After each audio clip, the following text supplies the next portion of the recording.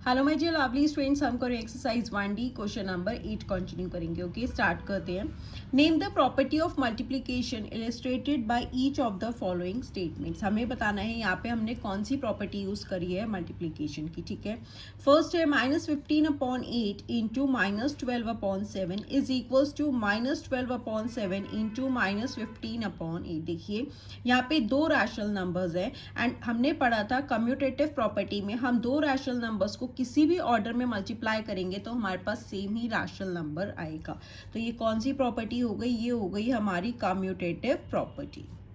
इस प्रॉपर्टी के according a upon B into C upon D करे या c upon D into a upon B करे। That means दो रैशनल नंबर्स को हम किसी भी ऑर्डर में मल्टीप्लाई करेंगे तो हमारे पास सेम ही रैशनल नंबर आएगा। ओके, नेक्स्ट है -2/3 इंटू 7/9 ग्रुप में है into -9/5 is equals to -2/3 into अब ब्रैकेट में है 7/9 इंटू -9/5। अब देखिए यहाँ पे थ्री रैशनल नंबर्स है, यहाँ पे -2/3 इंटू 7/9 को ग्रुप में है एंड यहाँ पे -2/3 सेपरेट है, 7/9 इंटू -9/5 ग्रुप में है।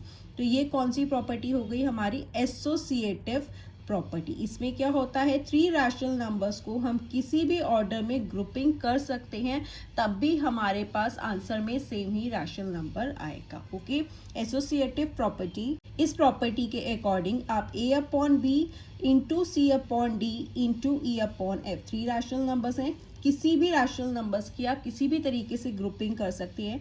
अब यहाँ पे हमने a upon B into C upon D लिया, यहाँ पे a अपॉन बी हमारा सेपरेट है एंड ग्रुप में हम ले लेंगे c upon D into E upon F. ठीक है, तो ये क्या होती है हमारी एसोसिएटिव प्रॉपर्टी।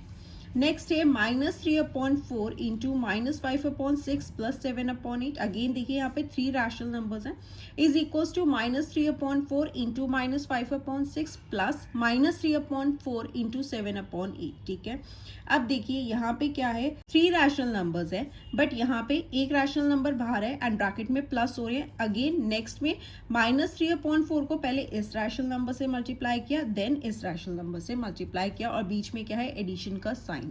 तो ये कौन सी प्रॉपर्टी होती है? ये होती है हमारी डिस्ट्रीब्यूटिव प्रॉपर्टी भी लिख सकते हैं या आप लिख सकते हैं distributive law of multiplication over addition. ठीक है, डिस्ट्रीब्यूटिव प्रॉपर्टी भी लिख सकते हैं या distributive law of addition multiplication over addition. ठीक है, आप इसमें a upon B into bracket में c upon D plus e upon F करें या a अपॉन बी को पहले c अपॉन डी के साथ मल्टीप्लाई करें देन प्लस का साइन a अपॉन बी को मल्टीप्लाई करें e अपॉन एफ के साथ।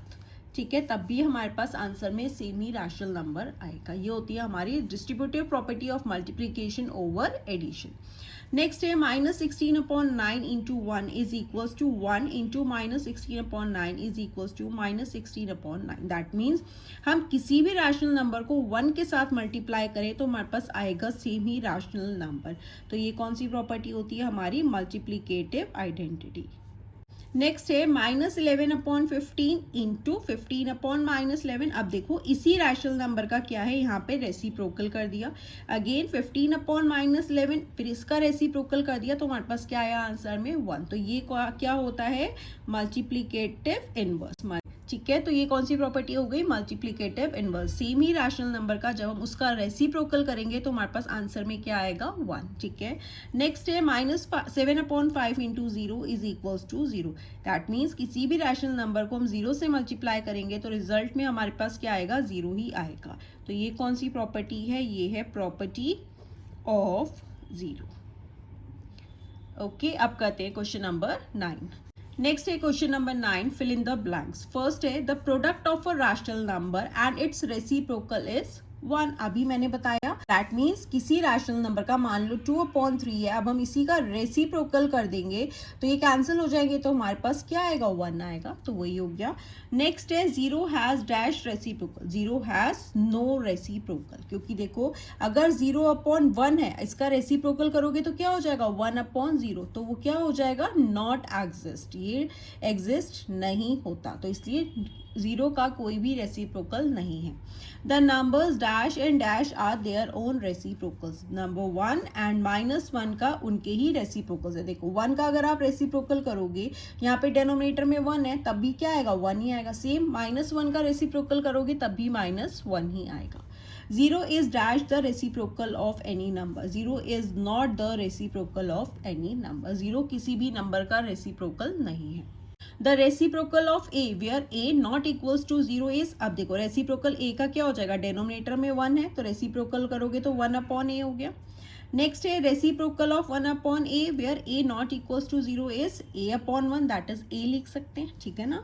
नेक्स्ट है the reciprocal of a positive rational number is positive. Positive rational number का जब भी आप रेसिप्रोकल करोगे तो वो पॉजिटिव ही तो आएगा। मान लो यहाँ पे 2/5 है, अब इसका हम रेसिप्रोकल करेंगे तो 5/2 हो जाएगा। ये भी पॉजिटिव रैशनल नंबर है तो उसका रेसिप्रोकल किया तो वो भी पॉजिटिव ही हुआ।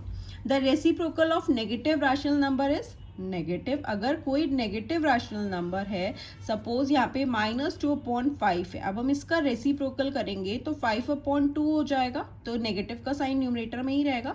तो ये भी नेगेटिव रैशनल नंबर था, उसका रेसिप्रोकल किया तो वो भी नेगेटिव ही हुआ। तो वही हमें पूछ रहा था, the reciprocal of a negative rational number is negative. Okay students, so this was the last question of this exercise. I hope आपको ये एक्सरसाइज अच्छे से क्लियर हुई होगी। अगर आपको कोई भी डाउट है तो आप मुझसे कमेंट सेक्शन में पूछ सकते हैं। And don't forget to like, share, comment and subscribe. Bye bye.